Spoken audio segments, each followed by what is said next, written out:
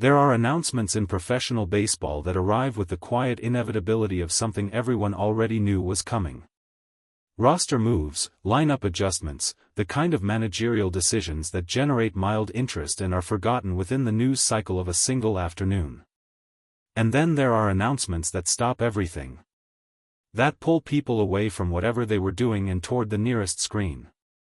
That send ripples through an entire organization, from the front office down to the equipment staff, because everyone understands simultaneously that what was just said changes something fundamental about how the next chapter of the season will be written.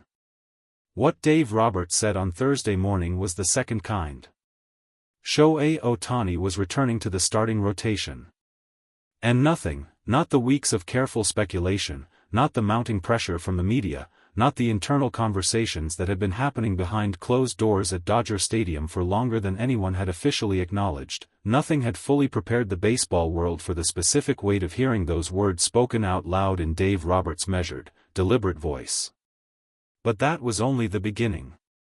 Because what happened in the hours that followed the announcement, on the field, in the dugout, and in the charged space between a manager and the most valuable player in the history of professional baseball, turned a story about a pitching return into something far more complicated, far more revealing, and far more human than any pre-game announcement was ever supposed to be.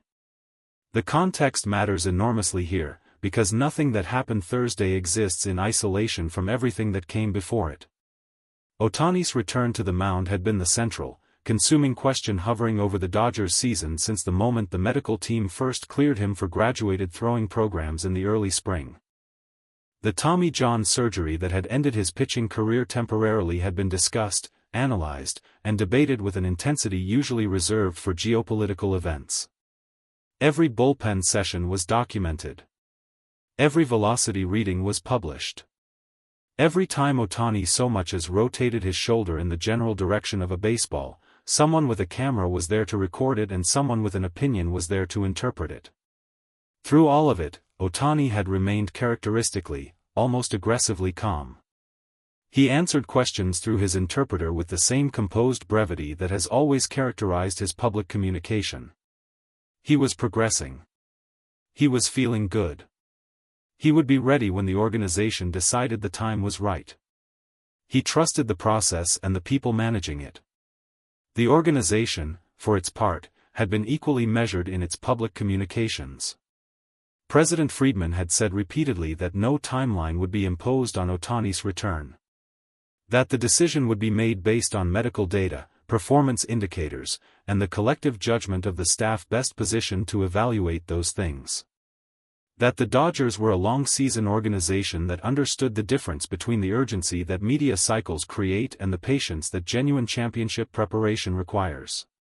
And then Thursday morning arrived, and Dave Roberts walked to the podium, and said it simply and directly, the way Roberts delivers all significant information, without theater, without build-up, without the performative gravity that lesser communicators use to signal that something important is coming.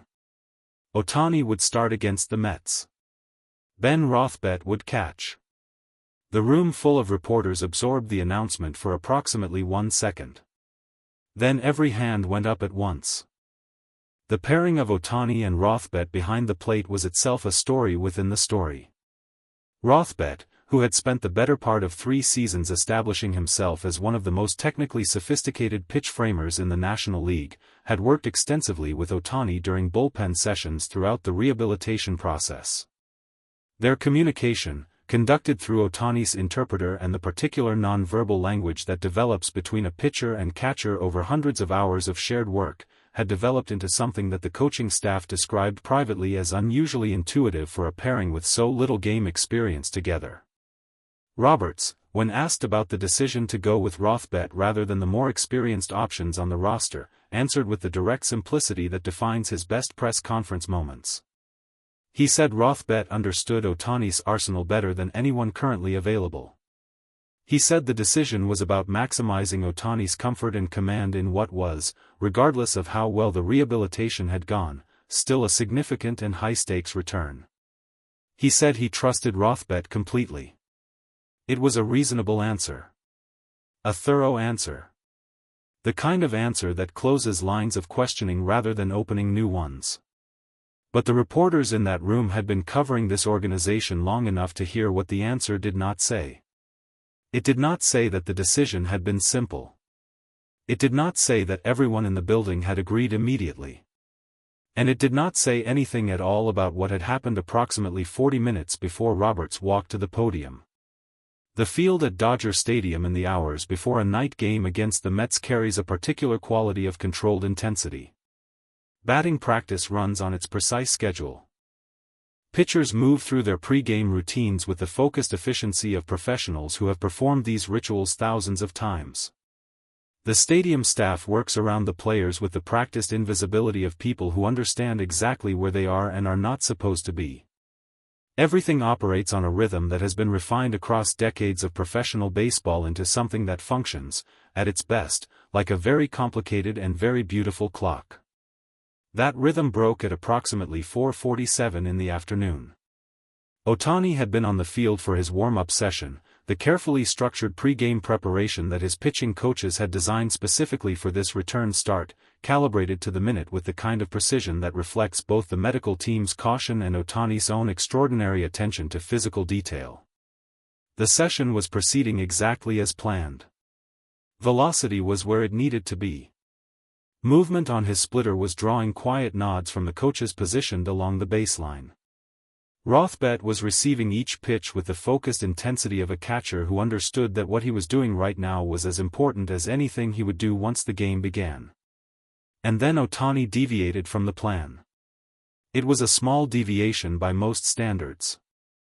A single additional sequence of pitches, specifically, a series of high-effort fastballs thrown at what the radar gun registered as maximum intent, beyond the ceiling that the pre-game protocol had established for this particular session. To a casual observer, it would have looked like nothing more than a pitcher finding his rhythm, pushing slightly into that territory where real feel lives. To the coaches watching, it registered as a departure from the agreed parameters. To Dave Roberts, standing at the edge of the dugout with his arms crossed and his eyes fixed on the mound with the particular stillness that precedes a decision, it was something that required an immediate response.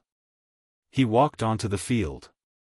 What followed lasted approximately 4 minutes and was witnessed by everyone present on the field, players, coaches, support staff, and the small group of credentialed media allowed field access during pre-game preparation. Roberts stood close to Ohtani and spoke in a low, controlled voice. His interpreter relayed the words. Ohtani listened with his characteristic stillness, his expression giving nothing away to those watching from a distance. Roberts was not shouting. He was not performing anger for an audience. He was doing something more precise and in some ways more significant than that. He was drawing a line. Clearly, directly, without ambiguity. He was saying that the protocol existed for a reason, that the reason was protecting an asset that the entire organization, and, more fundamentally, a human being, had invested an enormous amount to rebuild correctly, and that no individual impulse, however well-intentioned or athletically driven, was more important than the collective medical judgment that had gone into designing that protocol. He was saying, in the language of professional baseball, that greatness does not exempt anyone from the structure that makes greatness sustainable. Ohtani nodded once. Roberts held eye contact for a moment longer, then turned and walked back to the dugout. The warm-up session resumed exactly where the protocol said it should. By the time the game began that evening, the story of the pre-game exchange had already moved through the facility and into the first wave of media coverage with the speed that internal moments always achieve when they occur in front of enough witnesses. Reporters who had been on the field reconstructed it carefully. Former players appearing on pre-game broadcasts offered analysis that ranged from strong support for Roberts' decision to cautious suggestions that managing Ohtani required a different framework than managing ordinary players. One former Cy Young winner, speaking on a national broadcast, cut through the debate with a single observation that landed cleanly on both sides of the argument. He said that the $200 million left-handed pitcher in the opposing dugout, the one the Dodgers were preparing to face that evening, had once been reprimanded by his own manager for almost exactly the same thing in almost exactly the same circumstances. And that pitcher had gone on to have 3 of the best seasons of his career in the years that followed. Not despite that conversation. Because of it. He said that the managers who love their players enough to stop them when they need to be stopped are the rarest and most valuable people in professional baseball. More valuable, sometimes, than the players themselves. Roberts said nothing publicly about the exchange. When asked during his pre-game media availability, he said simply that preparation had gone well and that he was confident in Ohtani's readiness. He said it in the calm, direct, completely opaque tone of a man who had already said everything that needed to be said to the only person who needed to hear it. In the Dodgers dugout as first pitch approached, Ohtani sat with his characteristic stillness. Around him, the organized noise of a major league pregame settled into the focused quiet that arrives in the final minutes before the game begins. Rothbett went through his signs one final time with the pitching coach. The lineup card was finalized. The umpires exchanged their pregame formalities at home plate. Ohtani looked out at the field. Whatever had happened during warm-ups, whatever had passed between him and his manager in those 4 minutes on the mound, was behind him now. Fully and completely behind him, in the way that only certain kinds of people can leave things behind. Not suppressed. Not ignored. Processed, understood, and set aside in favor of the only thing that mattered now. The game was about to begin. And Shohei Ohtani was about to pitch.